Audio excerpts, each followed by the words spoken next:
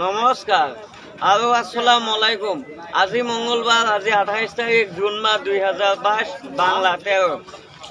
আকাশবাণী 2 নং বাজবাৰী ডেলি বজাৰ। বাতৰি কৰিছোঁ আমি মহম্মদ ৰফিকুল ইছলাম। 2022 চনৰ এই জুন মাহত হ'বলগীয়া বানপানী গৰাখহনীয়াৰ কবলত পৰিছে আমাৰ নামনি অসমৰ বঙাইগাঁও জিলাৰ উত্তৰ অভয়পুৰী বিধানসভা সমষ্টিৰ অন্তৰ্গত মানিকপুৰ ৰাজহ চক্ৰৰ অন্তৰ্গত 2 নং বাজবাৰী, 3 নং বাজবাৰী আৰু বালাপেট ডাঙাইগাঁও সম্পূৰ্ণ। উল্লেখযোগ্য যে এই বানপানীৰ কবলত পৰিছে আমাৰ এটা বিশেষ নৈ আই নৈ। এই নৈৰ ইমান খহনীয়া হৈছে, প্ৰায় 2-3টা গাঁও এইবাৰ পানীত পৰি গৈছে বুলি আমাৰ সংবাদদাতাই জনাইছে। এতিয়ালৈকে ৰাজ্য চৰকাৰে কোনো ব্যৱস্থা হাতত লোৱা নাই বুলি উল্লেখ কৰা হৈছে। আৰু এটা নিউজ আমি আপোনালোকক ক'ম, মাননীয় মুখ্যমন্ত্ৰী ডক্টৰ হিমন্ত বিশ্ব শৰ্মা, মাননীয় জলসম্পদ বিভাগৰ মন্ত্ৰী শ্ৰীযুত পিছুত হাজৰিকা, এওঁলোকক আমাৰ এই অঞ্চলৰ ৰাইজে যিমানখিনি আবেদন কৰিছে, তেওঁলোকে আহিছিল ঠিকেই, কিন্তু এতিয়ালৈকে কোনো ষ্টেটমেণ্ট লোৱা নাই বুলি উল্লেখ কৰা হৈছে।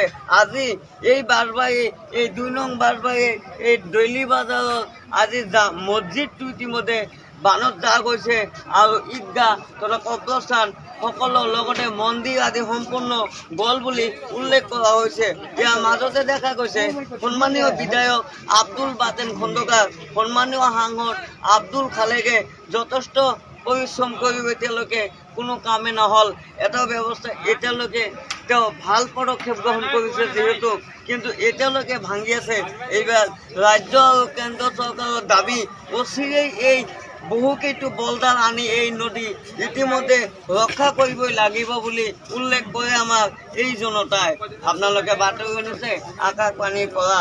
আৰু এটা বাতৰি আমি অনুৰোধ কৰিম, এইবাৰ এটা অনুৰোধ, অসম চৰকাৰৰ সন্মানীয় মন্ত্ৰী পিছুত হাজৰিকা, মুখ্যমন্ত্ৰী ডক্টৰ হিমন্ত বিশ্ব শৰ্মা, অজন্তা নেওয়াৰ, চন্দ্ৰমোহন পাটোৱাৰী, অতুল বৰা সকলে আহি আমাৰ এই আই নৈৰ গৰাখহনীয়া অচিৰেই বান্ধ দিব লাগে।